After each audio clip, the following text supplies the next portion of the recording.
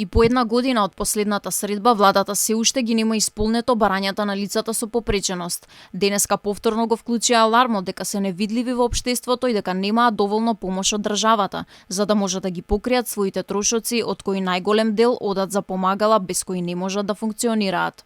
Тие повторно се обратија до Министерството за труд и социјална политика и до владата да им овозможат подостоен живот. Покачување на додатоците за попреченост согласно просечната плата во државата за 35%, како што е додатокот на попреченост и посебниот додаток.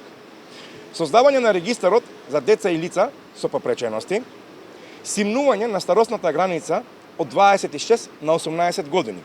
Кога велиме зошто симнување, можеби не знае, многу меѓу мене сте запознаени, овие деца, системот, овие лица кои навршуваат 18 години, ги третира како деца кога треба да ги користат нивните права. А кога треба тие да гласат, они гласаат. Тоа е еден вид злоупотреба на попреченоста.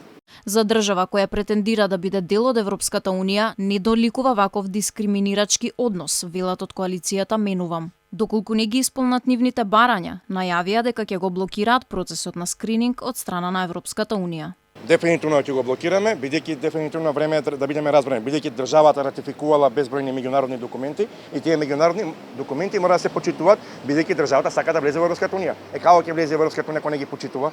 Тие меѓу другото кажаа дека писмено ќе се обратат до Комитетот во Женева за имплементација на Конвенцијата за правата на лицата со хендикеп, потоа до Обединетите нации, делегација на Европската Унија во земјата, Европската комисија во Брисел, дипломатскиот кор, ОПСЕ и до сите меѓународни организации кои се бават со човекови права во полето на лицата со попреченост. Македонија ја има ратификувано Конвенцијата на правата на лицата со попреченост на Обединетите нации во 2011 година.